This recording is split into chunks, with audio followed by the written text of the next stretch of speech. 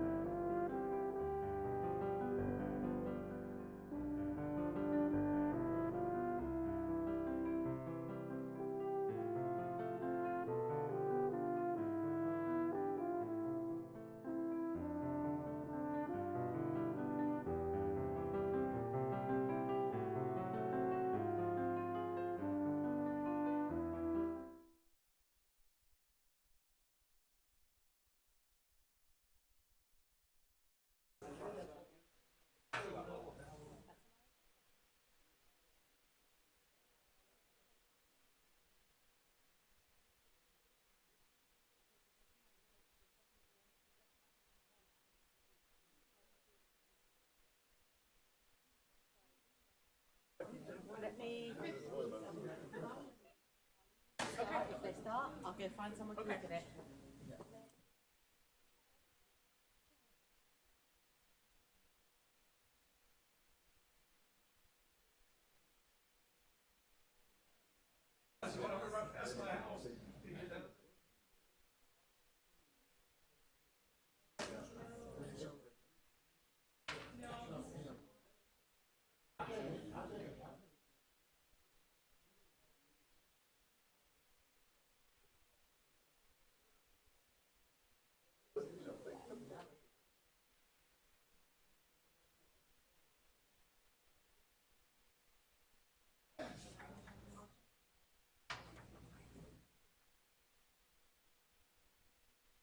Okay, we're calling the meeting to order, please.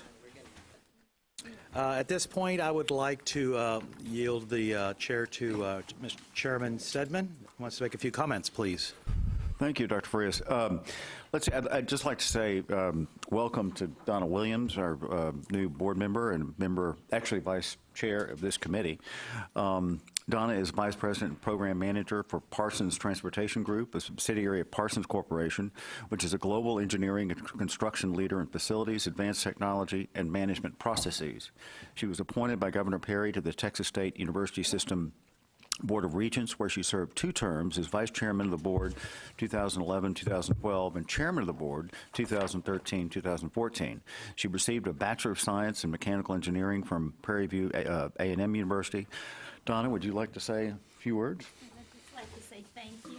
I'm looking forward to serving. I already got a promotion. The first day, absolutely. All right, well, thank you. Thank you. We'll look forward to working with you. Great. So, Mr. Chairman, sure. Thank you, thank you. Okay, we are going to item 3. It's consideration of approval of the consent calendar.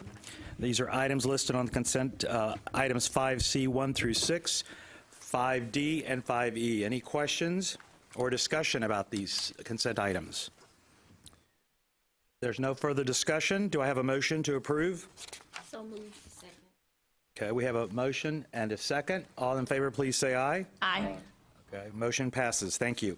Agenda item 4 is public testimony on agenda items relating to the Committee on Academic and Workforce Success.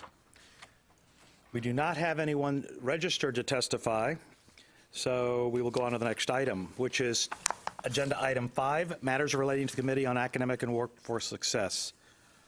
5A is consideration of adopting the staff recommendation to the committee relating to request of a new degree program from Texas Tech University for a Doctor of Philosophy degree with a major in music education. To present this item is Dr. Rex Peebles. Is he here? So Dr. Peebles here?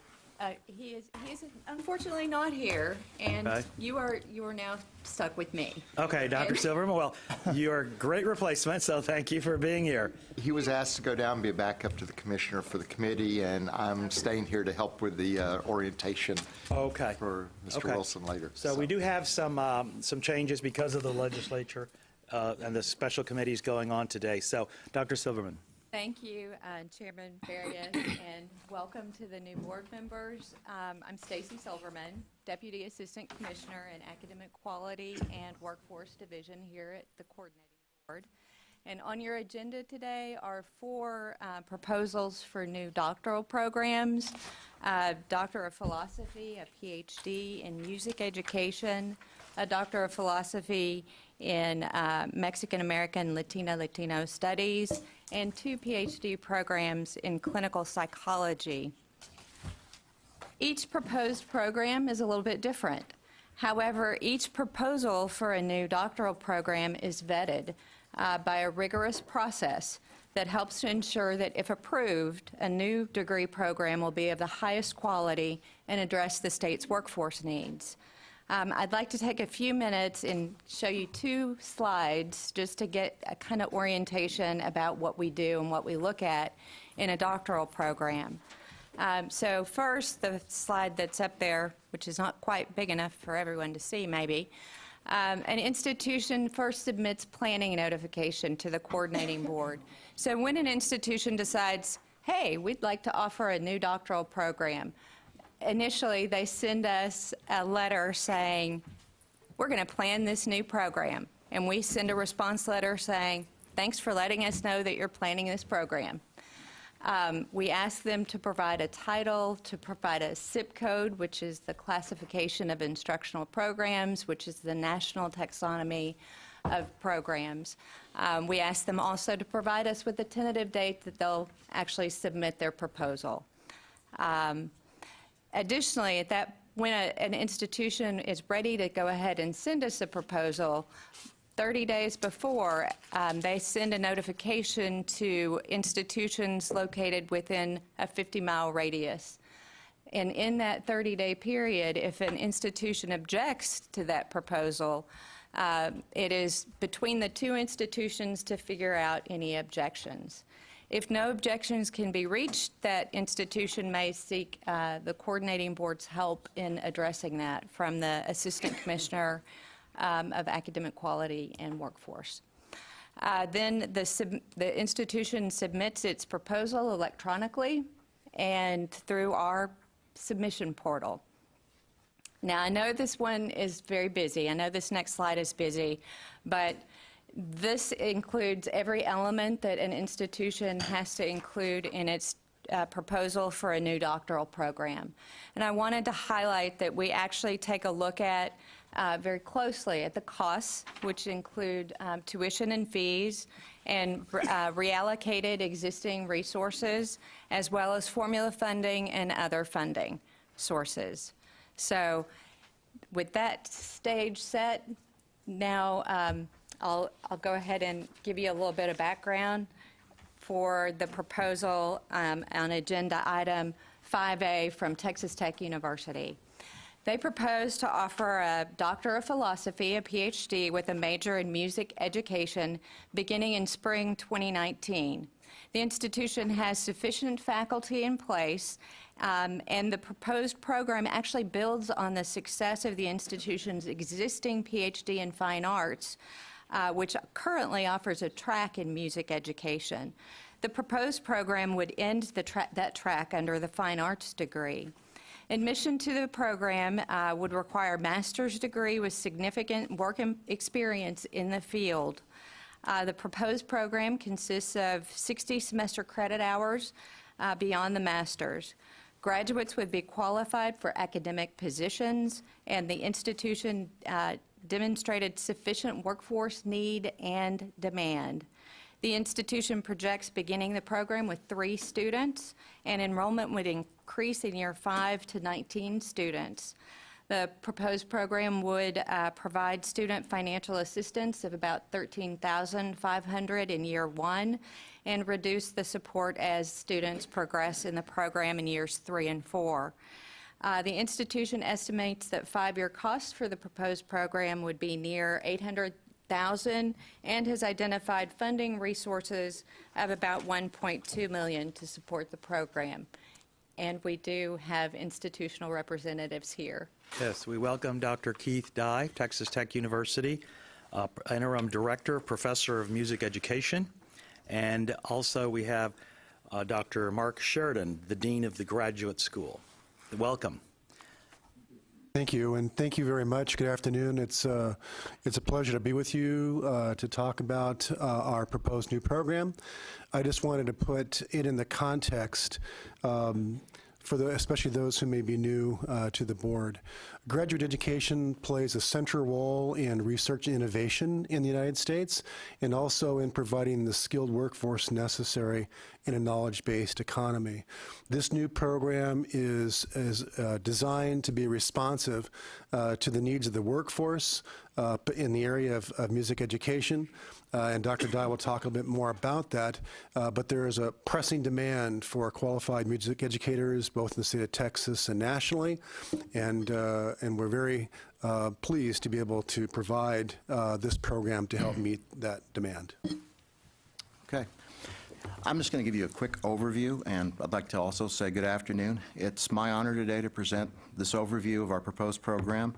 I know you already have a great deal of information, but I want to attempt to highlight some of the distinct elements of the proposed program, especially since it's sort of a contingent or building upon a former program that really served our needs for quite a long time, and address some things that we've anticipated that you might need some more clarification on. The proposed PhD in music education program is conceived, as I said before, as a complement to the current fine arts doctoral program, with an emphasis in which has an emphasis in various areas which include music education. This PhD in music education will attract a currently untapped pool of potential recruits whose research and long-term employment goals require concentration specifically in music education. It will also address current issues recent graduates of our current program have experienced in the application process for music education specific positions in higher education. And that is that the current degree that we award is listed on their transcript as a PhD in fine arts, and the music education isn't listed there. And so if they're of a large pool of applicants in the first go-around just separating applicants, it might appear in some cases that they don't have the necessary degree, even though they have a degree that's very close to that. So that was what really stimulated this whole discussion on offering this degree to begin with. Some additional things: the proposed PhD in music education distinguishes itself from the current PhD in fine arts at Texas Tech as follows. The current PhD in fine arts allows 33 semester credit hours in the major area. This proposal increases those hours in music education specifically to 48 semester credit hours. Specific research expectations are enhanced in the proposed program, with 9 semester credit hours being required in research and statistics, which is more than the current program. Presentations and publications of original research will also be expected, complying with the standard for tenure in higher education positions in music education. Also, an empirically oriented research dissertation specifically in music education will be required. Preparation will be required. There are 9 required semester credit hours in core teacher preparation coursework and 24 semester credit hours of music education electives, which will result in expanding the content knowledge within music education and increased experience in the preparation of effective music teachers. Additionally, students will be required to select 1 or 2 optionally 2 9-semester credit hours each, cognates, to focus on a specific area or areas of interest within music education. Currently, the National Association of Schools Music, which is our accreditation body and the primary accreditor of collegiate music programs in the United States, recognizes only 43 PhD programs in music education. This is fewer than 7% of the total NASM membership schools of 653. Because of Tech's geographic location and its relationship to the locations of these other 43 institutions currently offering the program, we believe we would fulfill a need for a very large geographic area for this program. We also are very proud of the current and growing diversity of our students in our current programs and on our part in Texas Tech recently obtaining designation as a Hispanic serving institution. We not only continue to receive interest from students from traditional in-state sources with their evolving changes in demographics, but we also have a developing international student presence, especially with students from Africa. These trends ensure this program would address the specific population needs in Texas over time, while also growing a student learning environment that embraces very broad perspectives in our field. What we believe will distinguish this degree from competitors is the deliberate and stated focus on music teacher preparation, which is a huge need and is projected to be a growing need in the state, our own state. Virtually all music education doctorates emphasize research, and ours will continue that discipline established expectation. However, we will also deliberately establish courses and experiences in pre-service music teacher preparation. Our students will obtain demonstrable career readiness in music teacher preparation, as well as the necessary strong skill set in research. And another issue that was brought to our attention that I wanted to address is we're ready to accommodate students coming from exceptional backgrounds prior to admission to this program. We're prepared to make exceptions to admission requirements for otherwise qualified students in terms of the expectation of holding teaching certificate. This is a standard expectation within the United States because in a lot of the general, more traditional academic appointments these students would be applying for, teacher certification is required by many states for them to be able to observe and assess student teachers out in the field. But we anticipate getting students from other backgrounds also where that really would not be a need for them to hold the teacher certification. So we're ready to make exceptions with students who are otherwise qualified, particularly international students. We recognize it may often not be a critical component for student planning, that being teacher certification, if they're planning on returning to another sort of educational environment. Acceleration to completion is also a possibility when a prodigious candidate enters the program with the clearly formed beginnings of a research agenda and through extraordinary teaching or supervisory experiences, prior acquisition of heightened insights into the development of successful teacher strategies, behaviors, and practices. While much is to be gained by the depth of experience of an extended residency, we fully recognize the unique situations many students seeking a terminal degree later in life bring with them to a program of study. As an example, a very recent dissertation advisee of my own, who finished the program 2 years ago, our current program. She entered the program having just completed a master's thesis that clearly set her on a trajectory into her dissertation.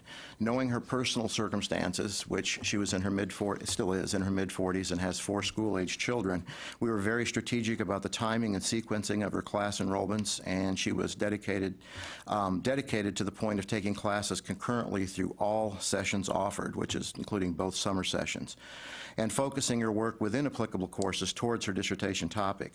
She had completed the entire program, including certification, except for her dissertation after 15 months, and completed her dissertation the following semester. And so she graduated from admission to the program to graduation in 19 months.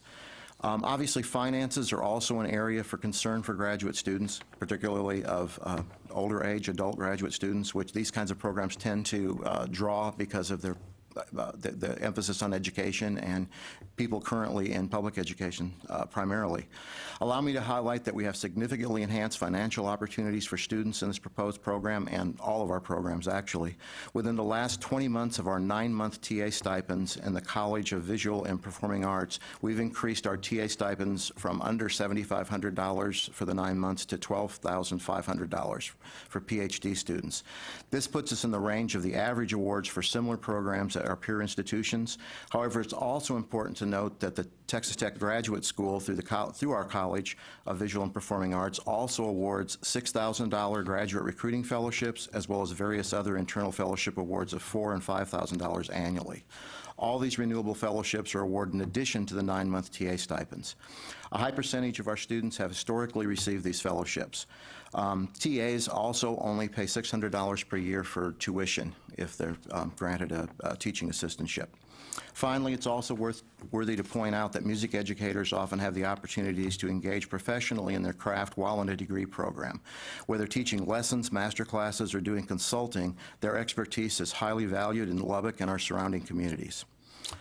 Again, I thank you for consideration of this proposal today, and I'd welcome any questions you may have. We have any questions or discussion? Yes, Ms. Acosta. Please. Thank you both for coming today to present to the board. I had a couple of really quick questions. One was to clarify, so you've identified funding sources of $1.2 million. Is that correct? So you'll just be writing grants for that, but it's not guaranteed because you're still thinking in year 3, 4, and 5 you'll be needing some funding. Is that correct? Yes, and a lot of that's generated too just by the anticipated enrollment, I believe. Okay. And I can add to that, as a result of a combination of our increasing enrollment in College of Visual and Performing Arts, as well as increased philanthropic efforts, we've committed substantial new resources to the program, which has enabled them to raise the stipends to be more competitive. And it's our aim to continue to do that. So I work in concert with the Dean of the College of Visual and Performing Arts to get gifts to help support graduate fellowships that would help support the students. Okay, very good. And then one last question.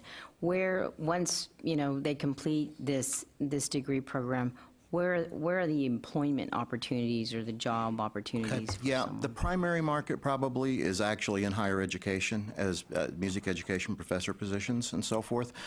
This past year to date right now, there have been approximately 35 positions across the country posted. There have been years in the last 5 that number has been as high as almost approaching 60.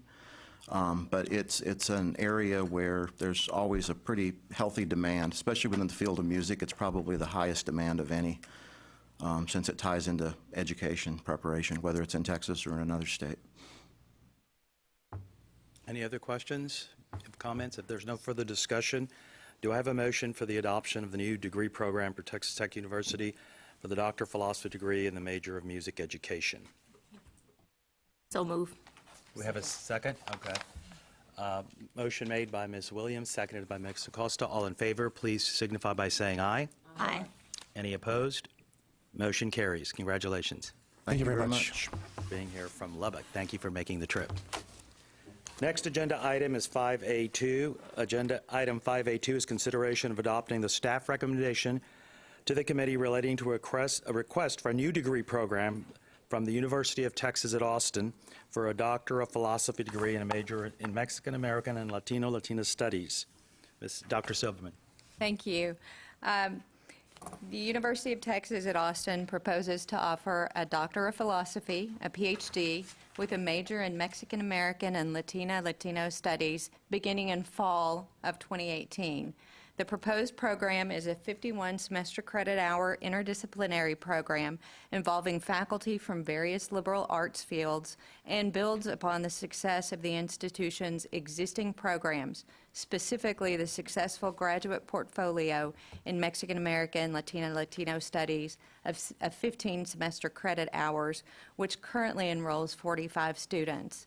The institution demonstrated sufficient workforce need for post-secondary faculty in ethnic and cultural studies. The institution would begin the program with 3 students, and enrollment would increase to 19 students in year 5. The proposed program would provide all students with financial assistance at an average of just over $20,000 annually. The institution estimates that 5-year costs would total close to $9 million and has identified resources for funding of close to $9.2 million to support the program over its first 5 years. We do have institutional representatives here to address any questions.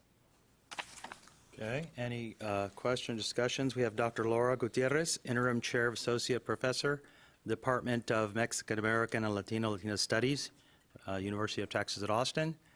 We also have Dr. Julie Minich. She is an Associate Professor, Department of Mexican American and Latino Studies at the University of Texas at Austin. And Ms. Katie Buchanan, Department Administrative Manager. Thank you all for being here. You didn't have to travel as far as Lubbock, but we're glad you're here. Any questions for our panel, and would you like to please say a few words? Good afternoon, everyone. Once again, as the previous people said, thank you for hosting us. Can you hear me? You press the red button? Oh, I see. Oh, there it is. That's good, Okay. thanks. Thank you. Thank you for having us here. I'm going to just sort of go through some comments, and then if you have any questions, we'll be happy to answer them. So this program, the PhD in Mexican American and Latina Studies, will train students to understand the generational, ethnic, racial, class, and religious diversity among Mexican Americans and Latinos in the U.S., and allow students to engage with Mexican American and Latino community, ethnic, and identity formations from local, national, transnational perspectives, because many maintain complicated relationships with the country of origin, including the United States. I just want to say that there's no institutional funding requested. The MALS department, acronym for Mexican American Latino Studies, at UT Austin has all the pieces in place to create a world-class doctoral program, including already allocated funding support from institutions within the university as the DDCE and previous higher administration, Provost Leslie and Fenves, and also previous President Powers, and the current President Fenves. These monies went to hiring faculty and funding graduate students, and the department does not require additional monetary resources to launch the program. The program's objective is to provide students with specialized knowledge about Mexican American and Latino populations and skills necessary for working with those populations in order to pursue an academic career, conduct particularized field and archival research, publish scholarly papers, and produce policy reports and analysis in an effort to gain employment in higher education and other related professional careers for which the PhD is required. So in anticipation of one of your possible questions, Mexican-American Latino studies is different from Latin American studies in that the former traces Hispanic origin peoples' histories of migration and settlement in the U.S., while the latter attends to history, culture, and politics of Latin Americans in Latin America from a national or regional perspective. This field trains students to study a nation or region, and they become an expert in that particular area, whereas Mexican-American and Latino studies begins with the study of Latino populations in the U.S. context. In fact, the major difference between the two fields is their object of study. While other well-established programs across the country are organized around and focus on national identity of Latino populations, for example, Cuban-American, Puerto Rican, Dominican, or Chicano, the Department of Mexican-American and Latino Studies at UT Austin has taken a decidedly different approach. Rather than see the fields or their populations in isolation, the department has deliberately placed them in conversation, making it the first department of its kind in the state of Texas. Graduates of the MAWS PhD at the University of Texas at Austin will be qualified to enter the traditional academic job market, administration, and public and private sector jobs related to the field of study based on simple population numbers and the foreseeable demand for Latino serving professionals that mirrors the demographic uptick. Our graduates will have both traditional disciplinary skills and interdisciplinary training that would make them competitive hires in core departments in fine arts, humanities, social sciences, in addition to interdisciplinary positions such as ethnic, gender, and sexuality studies positions. Since there are no standalone Mexican-American Latino studies doctoral programs in the state of Texas or in the U.S. South, there's no risk in duplicating existing programs in the region. There are only other 7 departments across the United States that offer a degree in either Chicano Latino or Latino Latin American studies, with the exception of 2 schools east of the Mississippi. The UT is the only second such department in the Midwest corridor, the other being Michigan State. The 4 peer institutions that have similar PhD programs as the one that we're proposing include UCLA, Michigan State that I previously mentioned, UC Santa Cruz, and University of California, Santa Barbara. However, none offer a PhD in Mexican American and Latino studies, so there's nothing comparable to our PhD program.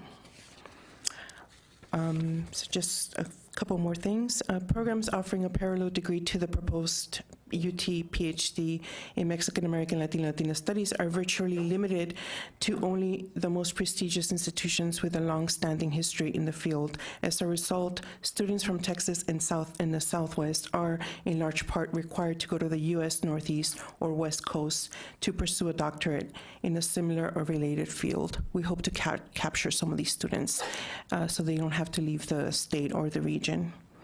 Since the Department of Mexican American and Latino Studies was created in the fall of 2014 alone, we have received multiple inquiries, over 200, whether via email, phone, or in person at conferences or recruitment trips. So we anticipate high interest among the different PhD seeking students. And we can just sort of end there. If you have any questions, we'll be happy to take them. Okay, any questions or discussion for the panel? Hearing none, do I hear a motion for approving a new degree program at the University of Texas at Austin for the Doctor of Philosophy degree with a major in Mexican American and Latina Studies? Do I have a second? Okay, so we have a motion by Ms. Acosta and a second by Chairman Stedman. All in favor, say aye. Aye. And any not in favor? Hearing none, the motion passes. Congratulations, and thank you. Thank you for being here. Thank you. Thanks.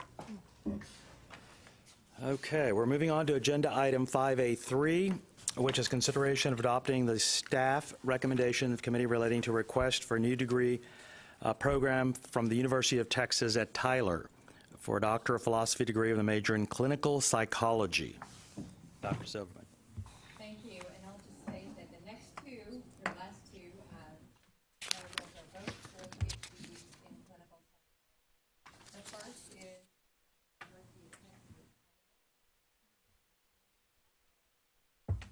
Sorry, thank you, David. They propose to offer a Doctor of Philosophy, a PhD, with a major in clinical psychology beginning in fall 2019. The proposed program would offer 3 specialty tracks that would serve regional needs, including geropsychology, veterans needs, trauma care, and rural mental health. The proposed program would be a 99 semester credit hour program and would require students to complete an American Psychology Association accredited, APA accredited internship. Graduates of the program would be eligible to seek a Texas license to practice in the state. The institution projects beginning the program with 4 students, and enrollment would increase to 27 in year 5. The proposed program would provide all students with financial assistance at an average of $24,600 annually. The institution has agreed to hire at least 4 research-active faculty, one of whom will be in the field of geropsychology or neuropsychology, and at least one of whom will be of senior rank at either the associate or full professor level. The 4 new faculty members will be in place to start the program in fall of 2019. The institution estimates that 5-year costs will be a little more than $2.5 million and has identified funding resources of $2.7 million. We do have institutional representatives available for questions. Okay, we'd like to welcome up the provost, Dr. Amir Marimian. Are they here? He's in the back. Oh, they're in the back, okay. Dr. Charles Barkey, Professor and Chair of Department of Psychology and Counseling. Dr. Dennis Combs, Clinical Psychology Program Coordinator. And Dr. William Geiger, Vice Provost of the Academic Affairs and Dean of the Graduate School. Welcome.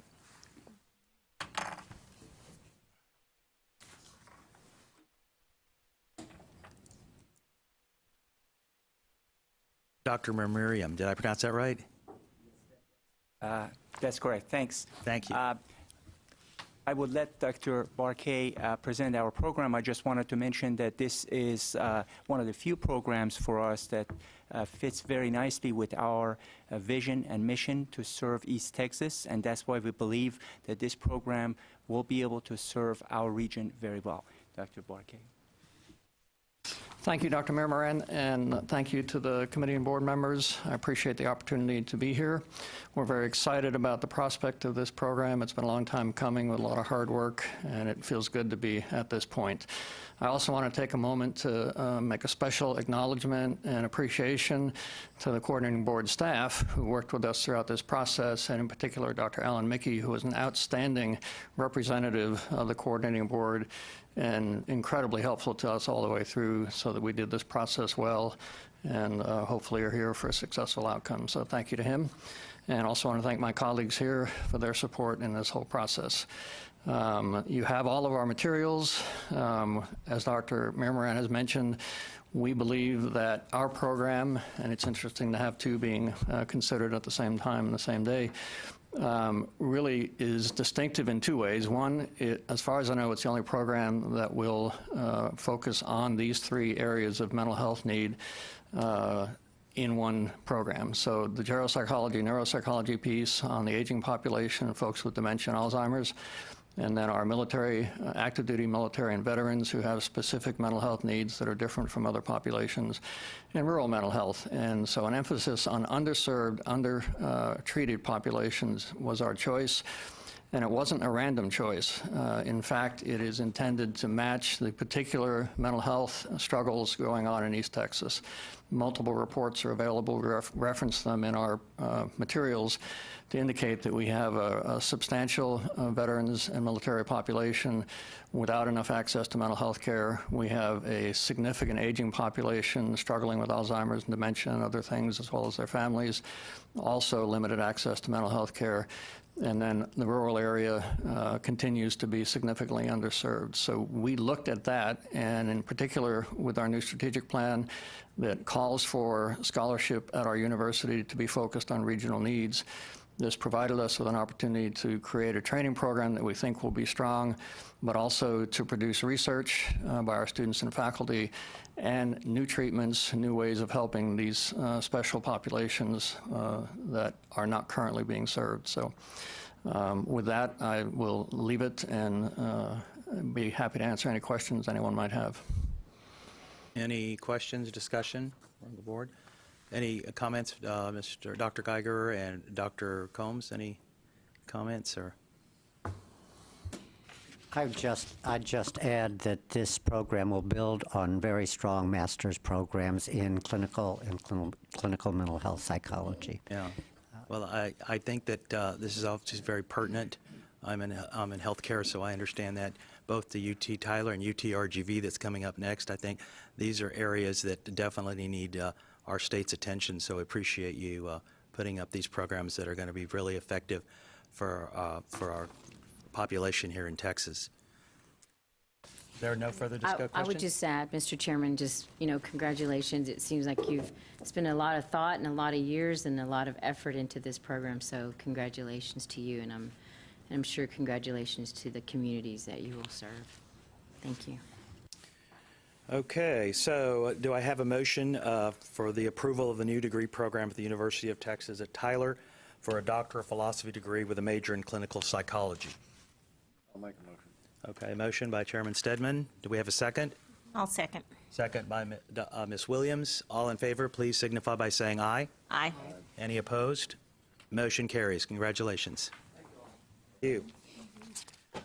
We'll move on to agenda item 5A4, which is consideration of adopting the staff recommendation to the committee relating to a request for a new degree program from the University of Texas, Rio Grande Valley for a Doctor of Philosophy degree with a major in clinical psychology. And we have representatives from UTRGV. If you could please come forward. Dr. Silverman, go ahead. Thank you. The University of Texas, Rio Grande Valley proposes to offer a Doctor of Philosophy, a PhD, with a major in clinical psychology beginning in fall 2019.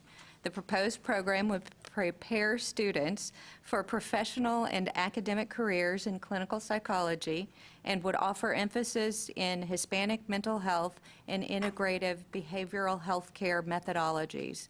The proposed program would be a 96-semester credit-hour program and would require students complete an APA, the American Psychology Association accredited internship. Graduates of the program would be eligible to seek a Texas license to practice, and the institution projects beginning the program with 6 students, and enrollment would increase to 35 in year 5. The proposed program is supported by a $6 million grant from the Valley Baptist Legacy Foundation to provide equipment and renovations for clinical and research space. And this support will also allow the institution to offer all students assistance at an average of $32,740 annually. The institution agrees to hire at least 3 research-active faculty, a clinical director, a clinical psychologist, and a quantitative psychologist. The 3 new faculty members will start in year 1, that would be fall 2019. And the institution that estimates that 5-year costs would total $6.83 million and has identified funding resources of roughly $6.3 million over the same period. We do have institutional representatives. Yes, we'd like to welcome Dr. Cynthia Brown, Deputy Provost. Thank you all for being here. Dr. Walter Diaz is the Dean of College of Liberal Arts at UTRGV. Dr. Arthur Cantos, Program Coordinator, and Dr. Dave Jackson, the Dean of the Graduate College. Welcome. Thank you very much. President Bailey very much wanted to be here to introduce the PhD program in clinical psychology to you, but he also had to leave to testify before the legislature at noon today. The PhD in clinical psychology is a strategic priority for UTRGV and has the full support of the institution to ensure it has the resources necessary to deliver a high-quality APA-accredited program. Training clinical and clinicians is part of UTRGV's larger thrust towards healthcare programs to serve the community. The Doctor of Medicine degree, our Physician's Assistant's degree, our nursing degree, as well as related programs represent 24% of our undergraduate majors at UTRGV. And it's also important to note there's another 22% of our undergraduate majors are in STEM fields. This program is critical to meeting the healthcare needs of the Rio Grande Valley and to the development of UTRGV. The importance of the program to the community is evidenced by the grant that Dr. Silverman referenced a few minutes ago. We've received $6 million from the Valley Baptist Legacy Foundation to support the development and implementation of the program. I'd like to introduce Dr. Dave Jackson, the Dean of the Graduate College. Thank you. I just wanted to make a few comments in terms of how this program fits in with our graduate programs generally. When UTRG was created just a few years ago, one of the goals of this university was to create and provide more opportunities for residents in the Rio Grande Valley, particularly at the graduate level. Currently, we have only approximately 3,000, or about 11% of our students pursuing graduate education at UTRGV. They're spread across some 58 programs, 54 of which are master's programs, and 4 doctoral programs. If we go specifically to the College of Liberal Arts, in which this program would be housed, that is one of our larger colleges, and yet that college does not have any doctoral programs, even although they have some 15 master's programs, one of which is the master's in clinical psychology. So it's a natural fit for us as we build out our graduate portfolio. In addition, it's not just a matter of adding another program. This program is specifically needed in the Rio Grande Valley and beyond because of its concentration on Hispanic mental health. There's a severe shortage in this area, not just in the Rio Grande Valley, but across the nation. And we think that this program is going to serve a vital need as we create these opportunities for our students. And Dr. Diaz is going to mention a few additional points from the college. Hi, thank you. As Dave mentioned, my college is very large. We have over 6,000 students, 300 faculty members, almost 500 graduate students, but not a single one of them are PhD students because we don't have PhD programs. So establishing a PhD program has been the top priority during my tenure, and the Department of Psychological Science has been the natural candidate for this. With 1,388 undergraduate students and 50 graduate students, 21 tenured and tenure-track faculty, and 15 lecturers to serve them, and, very importantly, already operating a small clinic facility associated with its current master's program in clinical psychology, the department had the size, desire, expertise, and qualified faculty to develop and sustain a viable PhD program in clinical psychology. Lastly, I believe that the proposed program is a great example of engaged scholarship that shows how the production of top-level scholarship can also engage with and provide vitally needed services to the benefit of our community, state, and nation. For these reasons, the College of Liberal Arts has enthusiastically supported the development of this proposal, and I look forward to the opportunity to see these efforts come to fruition, and I thank you for your consideration. Dr. Cantos, who's the Director of Clinical Training for the proposed program. Hi, thank you for having us. I'd like to first present a few facts or realities of the Rio Grande Valley, which will document the need for the PhD program. There's a lack of licensed psychologists, especially bilingual psychologists in the Rio Grande Valley. I believe there's a total of 33 licensed clinical psychologists in the Rio Grande Valley for a population of about 1.5 million. And half of these are employed by the Veterans Administration system, which leaves about 16 psychologists in the Rio Grande Valley community, and there's a handful of these are probably bilingual. There's a high concentration of local residents with Hispanic cultural backgrounds. 91% of the residents of the Rio Grande Valley have Hispanic cultural backgrounds versus 39% in the state of Texas.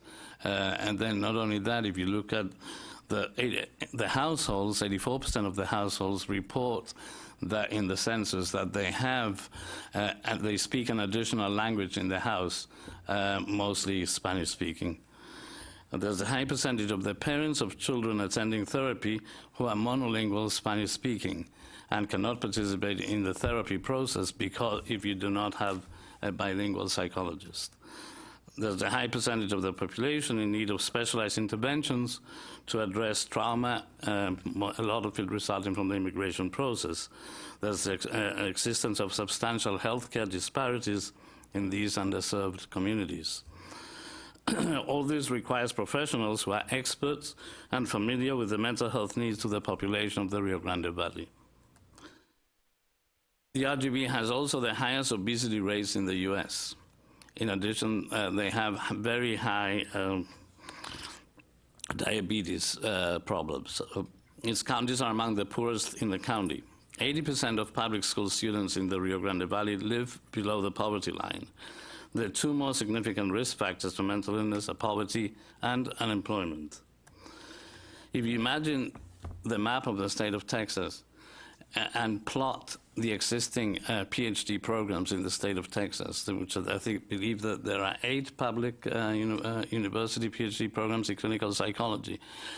And if you also plot the low-income communities, what you will find is that the PhD programs are all above Austin, and the low-income communities are all below. The majority of the low-income communities are below Austin in the Rio Grande Valley, and there's not a single PhD program in that area.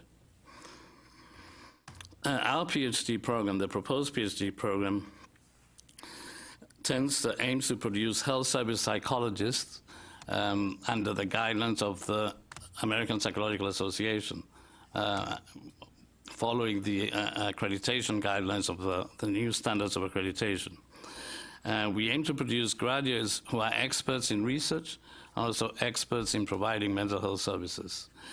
But we have a third objective, and the third objective is to produce graduates who will demonstrate knowledge and skills of clinical research and practice sensitive to diverse and especially Hispanic populations. This is the unique aspect of national, state, and regional significance of this training. It's focused on Hispanic American cultural sensitivity and the needs of this rapidly growing population in the Rio Grande Valley, Texas, and the United States. So, how will the PhD program address these realities in the Rio Grande Valley? Well, the PhD program will prepare clinical psychologist specialists in the mental health needs of the Rio Grande Valley population, in particular, and Hispanic, Latino, underserved populations nationwide. It will increase the number of bilingual psychologists available to the LGB community, the state of Texas, and the nation. And it will produce research to understand the mental health needs of the population, as well as to identify evidence-based interventions to ameliorate these problems, developing an empirical knowledge base to understand the needs of the community. In addition, it will connect the Department of Psychological Science at UTRGV to many existing community agencies and provide additional services to those agencies, which will benefit the community. For example, one of the things that I have been doing over the past few months is working with the Department of Probation and to help them assess whether a newly implemented program to work with perpetrators of intimate partner violence is effective or not in terms of lowering the rates of recidivism. So these are some of the things that we'll be able to do with the PhD program in the Rio Grande Valley area. And lastly, one of the most important things is to provide access to the people of more economical, evidence-based mental health services to the community via the psychology training clinic and the PhD students in external practicum settings. Our students will be providing clinical practicums, will be attending clinical practicum training in the community, and they will be seeing clients. And the services that will be offered will be much more economical than those that are being offered in the community. In addition, we will have a training clinic that we are in the process of developing. And this training clinic will also be providing clinical services, evidence-based clinical services to the community at a very low cost. So the PhD program will also recruit students motivated and interested in working in Latino communities who will be very marketable both in the Rio Grande Valley and the United States as a whole. Advantages to local community agencies, high-quality evidence-based services will be performed by trainees, including assessment and therapy, provision of training in evidence-based interventions, to the professionals in those agencies. The students will be carrying out workshops and training the professionals in the agencies to provide the same evidence-based interventions. We'll be providing ongoing research activities addressing characteristics and needs of local clinical populations and specialized evidence-based treatment for anxiety disorders and outcome research on ongoing interventions. And finally, the resources available to the program are substantial. We have the $6 million grant donated by the Valley Baptist Legacy Foundation, as you were told. The training clinic, which we are developing and which is in the process of development with state-of-the-art equipment and facilities. Obviously, you have seen today that there's a strong university commitment and support of the program. We have a committed and diverse core program faculty. 4 of the 9 faculty are bilingual, bicultural. We have additional, we have a search for 3 additional faculty members, and we will make every effort to attract bilingual candidates. The program has been designed to be ready for accreditation by the American Psychological Association. It's the curriculum follows the standards of the new standards of accreditation of the American Psychological Association. And in addition, the DCT, myself, I have 9 years experience as Director of Clinical Training in accredited PhD programs. And I'm also a site visitor for the American Psychological Association. And finally, we have a letter of support from the 2017 APA President, Dr. Antonio Puente. And thank you for listening to me. Okay, thank you very much. Again, like I said to the panel for the University of Texas at Tyler, same for the University of Texas, RGV, Rio Grande Valley, thank you for bringing this important proposal up. It's very important, very timely, obviously, and I know you've studied it and in great detail, so we appreciate y'all being here from the Valley. Thank you for being here. Any questions or discussion from the board? I just have a question, and congratulations. Your whole plan and how it came about is very compelling in that it will, when you address mental health, you start to see the true change in generations of lives. And when you mentioned, Dr. Brown, about some of the health issues, and you, Dr. Gantos, when you're talking about diabetes and what unfortunately sometimes happens, whether it's amputation or whatever it may be, I cannot commend you enough for presenting this program and working hard, because there's a population there that really deserves it. And Dr. Bailey for being here all morning until he had to leave to testify. True leadership behind all of your efforts, and congratulations. Thank you. Okay, any further discussion? If not, I'd like to make the motion for the new degree program, the University of Texas, Rio Grande Valley, for a Doctor of Philosophy with a major in clinical psychology. We have a second.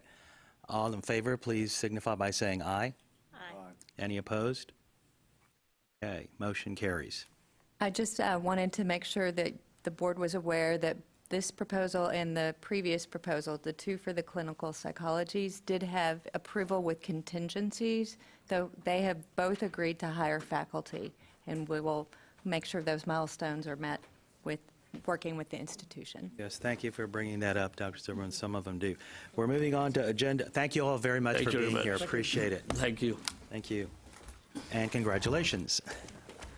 Agenda item 5B is consideration of adopting the staff recommendation to the committee relating to the report of the fiscal year 2018 annual review of low-performing programs. Dr. Silverman.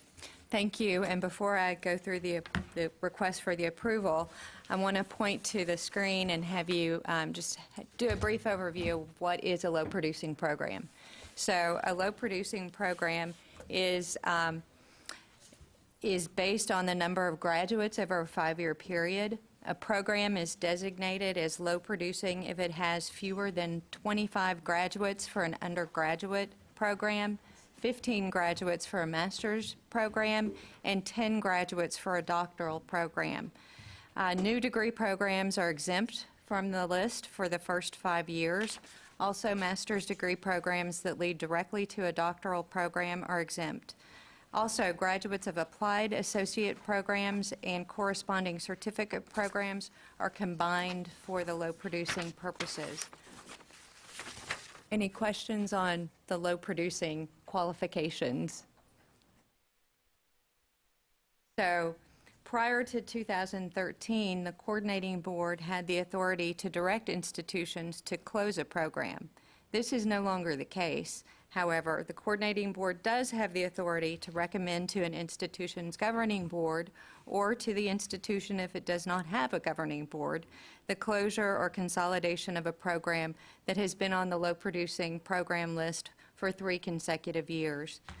If the governing board or institution does not accept the coordinating board's recommendation, the governing board or institution must identify the programs recommended for closure on its legislative appropriations request and develop a plan for the degree program to achieve the minimum standard of graduates. This will be the first year that governing boards or institutions will include information on their LARs. So the table on page 2 of the white pages show the 93 programs awaiting a decision by the governing boards or by the institution where a governing board does not exist. If these programs are not closed or consolidated, the institutions or the governing board should include them on their LARs. So this is the report, and we're asking for your approval. Any discussion, questions for Dr. Silverman? I have a question. On the new programs that are exempt, when does the low-producing program come into effect? Say the programs that we just approved, they have 5 years. Yes. And many of them still are under the 10 graduates for doctoral programs. Right, so they have 5 years before we begin counting, and then they'll have 5 years in which that we start to count them. So essentially, they have a 10-year Like 10 period. years? Okay. Right. Okay. All right. Thank you. Sure. Any further questions or discussion on the item? If not, do I have a motion on, for the recommendation of the committee relating to the report of the fiscal year 2018 annual review of low-producing programs? So move. Motion by Ms. Williams, second. Second by Chairman Stedman. All in favor, please signify by saying aye. Aye. Any opposed? Okay. Motion carries. Thank you. We're moving on now to agenda items 5-C, D, and E. Agendas items 5C, D, and E were on the consent calendar. So we can move on to agenda items 5F, which is consideration of adopting the staff recommendation to the committee relating to the issuance of requests for proposals for the development and ongoing support of an online pre-assessment activity. Mr. Gerald Booker will give the presentation. Good afternoon, members of the board. My name is Gerald Booker. I'm Assistant Commissioner for College Readiness and Success.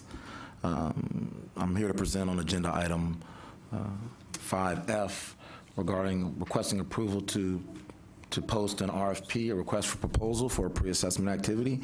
As you may know, the Texas Success Initiative has an assessment that's used to determine whether a student is college ready, whether they can enter into a college ready course or required to take a developmental ed course.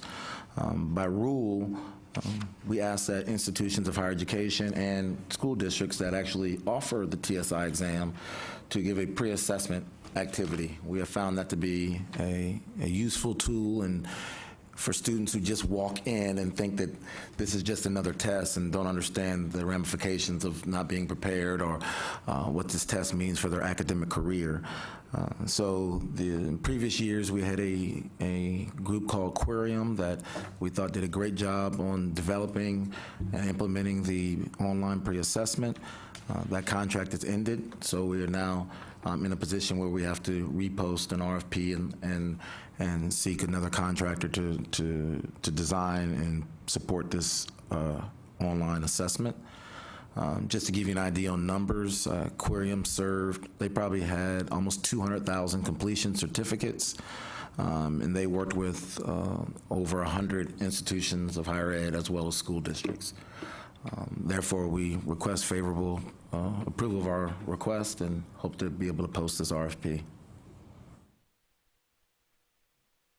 Any questions? Any questions or discussion on the item? Okay, so I guess I'm not really clear. So why do you need a pre-assessment? So oftentimes the students walk into, let's say the majority of students are coming into a 2-year college, a community college, and it's not really an assessment, it's a pre-assessment activity. So what they're doing is they're walking in and they're being told that you have to take this exam, and most of them have never heard of the exam and don't realize that if they don't do well, they're going to be required to take developmental ed courses, which obviously adds time to degree and adds to their debt. So this assessment activity takes them through sample questions, explains to them what the TSI is, the procedure, what happens if you don't do well, what developmental ed does, and so forth. So it's more of an activity more so than them actually getting a test. But it's not another test. The TSIA is still the test. That's correct. Right. So just telling them a little background, kind of like That's correct. Yeah. Okay. Starter kit. Straightforward. Say an overview of what they'll be getting into. That's right.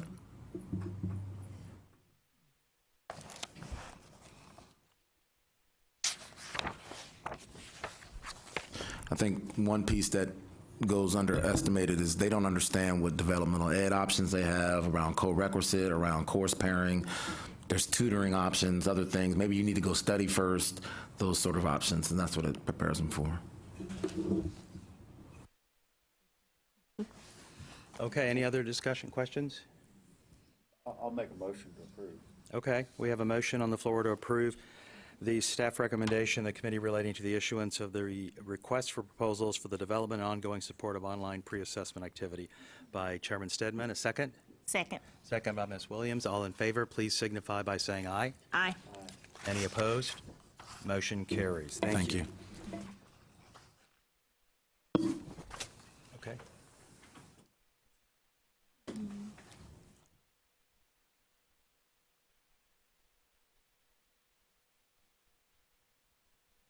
Thank you. Okay, we're going to move on to agenda item 5. Well, gee, we've already done. We've had lunch, so that's great. We don't have time for another lunch because it's not dinner time yet, right? Okay. We'll move on to agenda item 5H1. It's consideration of adopting the commissioner's recommendation to the committee relating to the proposed amendments to Chapter 5, Subchapter C, Sections 5.41 through 5.43, 5.45, 5.46, 5.48, 5.50, and 5.51 through 5.54 of the board rules concerning approval of new academic programs at public universities and health-related institutions, review of existing degree programs, and the repeal of Section 5.56 of the board rules concerning approval of baccalaureate degrees programs for selected community colleges. Members, you have supplementary materials on this item. Dr. Silberman. Thank you. Proposed rules are a chance to go through some of the language that was in existence.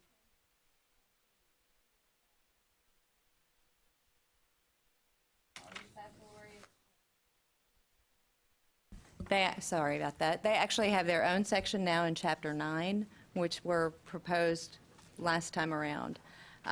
So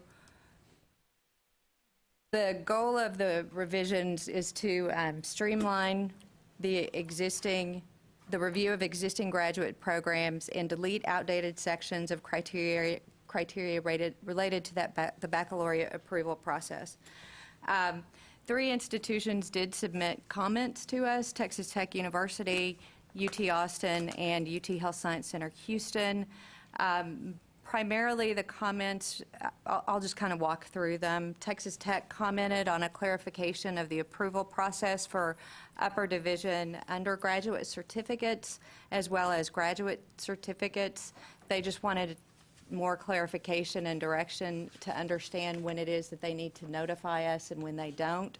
Our current rules state that upper-level undergraduate certificates are of those that are 21 to 36 semester credit hours, so they don't actually need to notify us if they want to offer an upper division certificate program of less than 21 hours.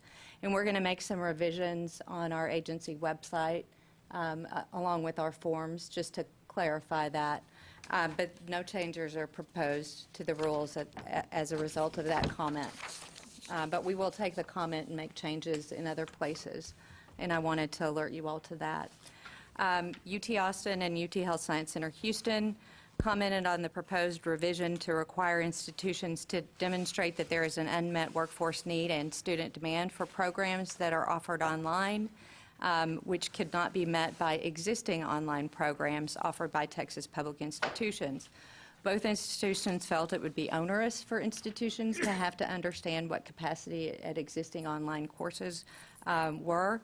And staff did note that demonstrating unmet need and student demand for proposed online courses would actually provide the proposing institution with an understanding of the existing online offerings. Assessing workforce need and student demand for new programs are important criteria, as you saw earlier, for the doctoral program, as well as for the baccalaureate and master's program, for proposals, and for institutions to demonstrate that they actually are fulfilling an unmet need is a good thing. So no changes were proposed as a result of those comments. UT Austin and UT Health Science Center Houston also commented on the revision to have faculty resources in place prior to enrolling students. The proposed language states that there must be at least one full-time equivalent faculty in place for the program to begin enrolling students. And staff thought that actually we do need to have faculty in place before institutions begin enrolling students into a program. So no changes were made to the proposed rules.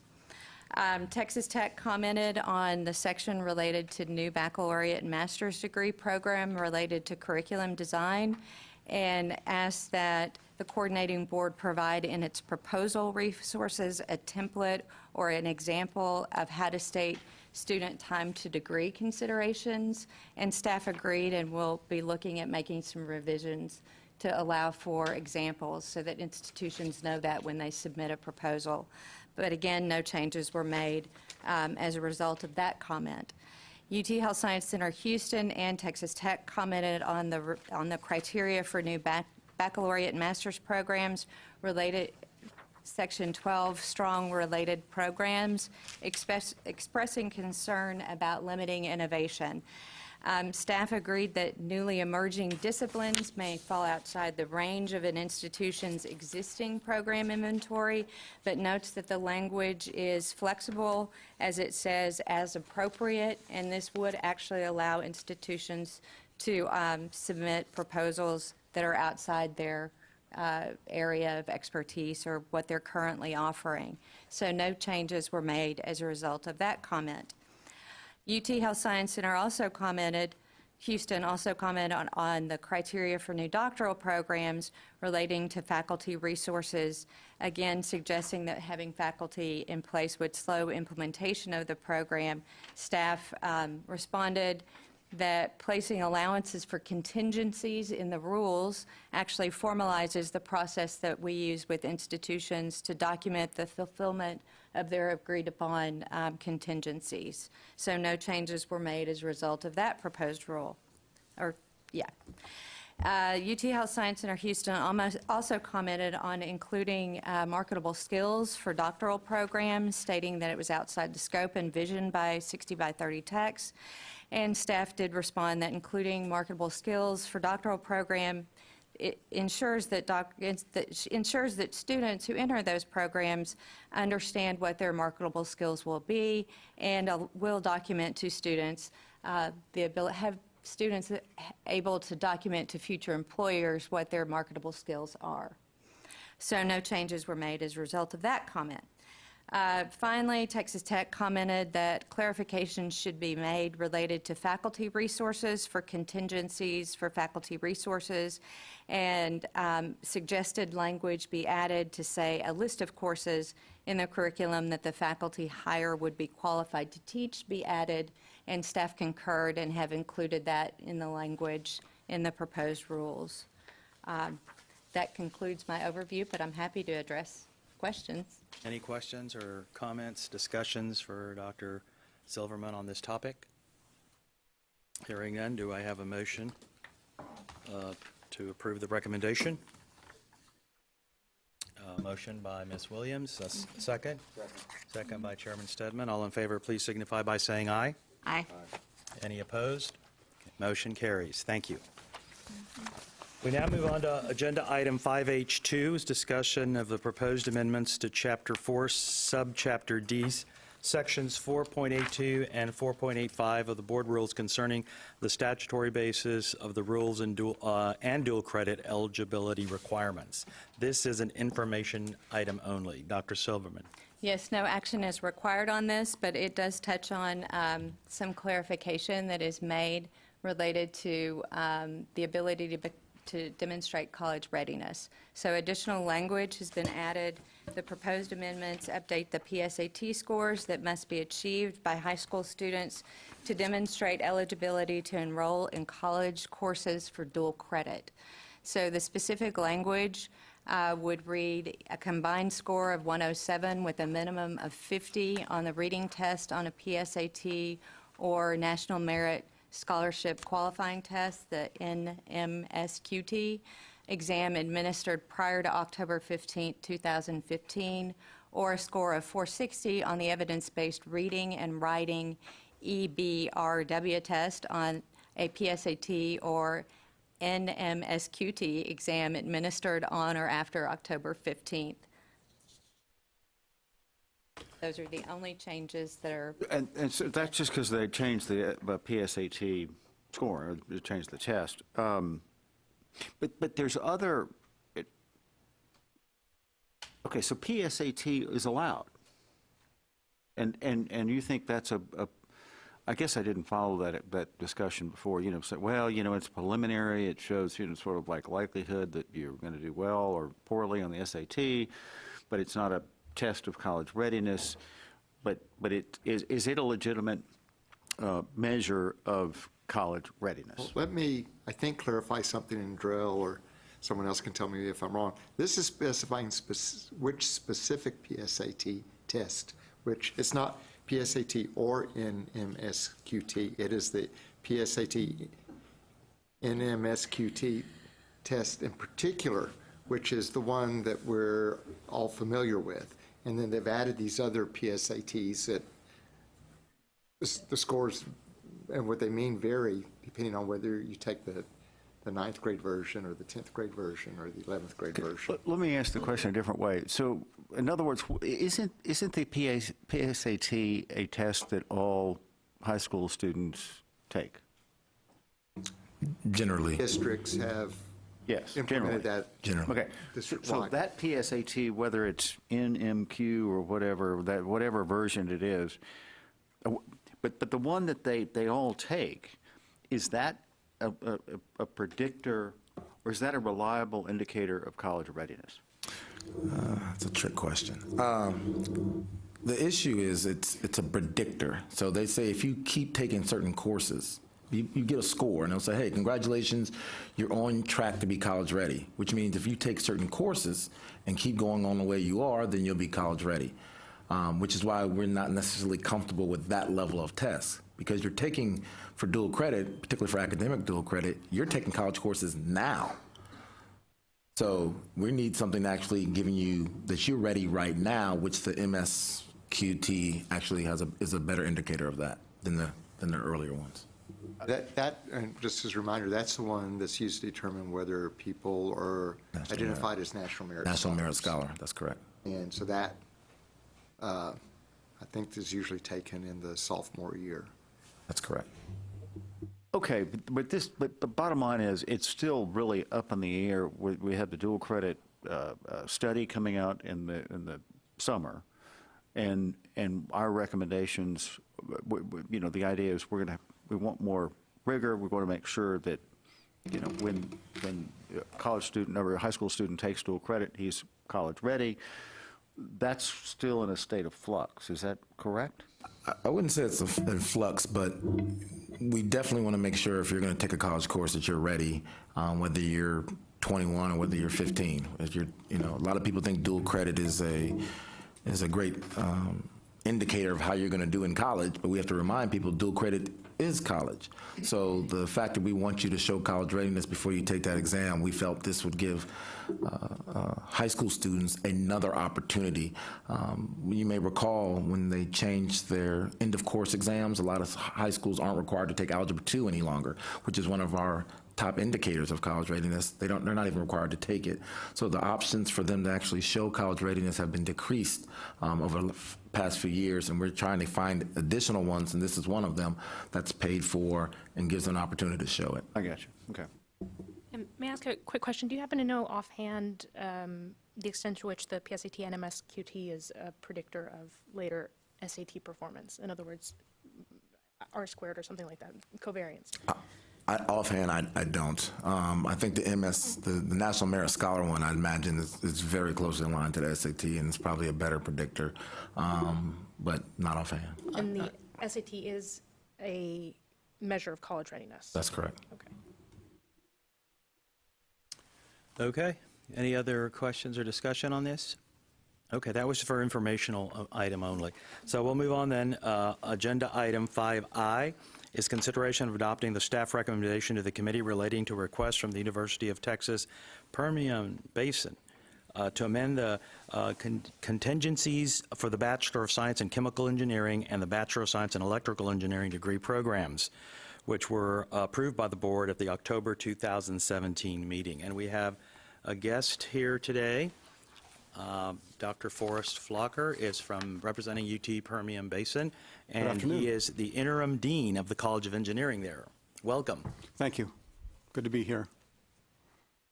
Would you like to talk a little bit about what the changes or the amendments? Before proposed? Dr. Flocker goes, can I just Okay, sure. make a little statement? So the institution is actually, they came back to us and said, we'd like to change our second contingency. And what they'd like to do to that second contingency is to add a statement that is, if a hire is not made for fall of 2018, then it should be in place before upper division courses are offered. And staff are fine with that and wanted to bring this back to the board because the board approved the contingencies. So we didn't have the authority, we felt, to make a change to a contingency that you all had approved. So that's why it's coming back to you, and that's also why we've asked Dr. Flocker to be here today as well. Also, just to clarify yes. too, that we would be looking to see if those courses were submitted, and they wouldn't be funded through the formula if by chance they were accidentally offered. So, but I just want, this is important to know, when you approve contingencies, you have approved these contingencies, and if institutions feel there's a need to change them, we certainly are welcome to hear them, and the staff supports it in this case, but it needs to come back to you because it was approved with those in place. So I just want you to know we're very serious when you approve the contingencies. Dr. Flocker, are you having difficulty hiring faculty, recruiting faculty for those positions? Oh, not at all. In fact, we've hired the two coordinators for it. Our original proposals to the coordinating board are essentially sticking to the plan we're proposing today, which is we hired the two coordinators, and then for the fall semester of 2018-19, we would have the other people on board. So it really is, we're moving forward in accordance with our plans. We have the two coordinators in place right now. We plan to make 2 additional hires for each program starting in the fall of 2018, meaning that we'll go through the search process beginning in the fall of 2018. And so during that academic year, we'll hire a tenure-track faculty member plus a non-tenure track faculty member in each program, total of 4 hires. They will be in place for the fall 2019 semester, and at which point we'll start offering the upper level courses. So we have no intentions to offer upper level courses this coming fall. Got it. Okay. And we understand about the not being reimbursed on the formula funding also. Okay. Dr. Silverman? Just so you know, the original contingency actually required them to hire that faculty in this summer. So with the understanding that they would begin in the fall. So this is actually moving that back. And if they're go according to their game plan, they would hire in the fall and then allow for spring courses in upper division or not. So I'm still a little unclear about the upper division courses. We had not planned to offer upper division courses until the fall of 2019, in which case we would have 2 additional faculty members in place in each program, 4 total. Right, because you've got 2 faculty in place now, so you would hire 2 additional faculty who would be in place by fall 2019. That's correct. Okay, thanks. That's just clarification. So the staff is comfortable with that? Yes. Okay. Any discussion on this? And I would like to thank the staff for bringing that to our attention, to the committee's attention, and then, of course, obviously, for the new board members, all the committee recommendations obviously will go to the board meeting in April. Okay. Any discussion? No more? Do I have a motion? Recommendation? Motion. Motion by Chairman Stedman. A second? Second. Second by Ms. Williams. All in favor, please signify by saying aye. Aye. Any opposed? None, so motion carries. Thank you for being here. Thank you. Thank you. Agenda item 6 is adjournment. If there's no further discussion, is there any further discussion? If there are none, do I have a motion to adjourn? So move. Motion by Ms. Williams, a second? Second. Second by Chairman Stedman. All in favor, signify by saying aye. Aye. And any opposed? Hearing none, we are now adjourned. Thank you. Motion carries. Question. Yes. When we have the motion, we have the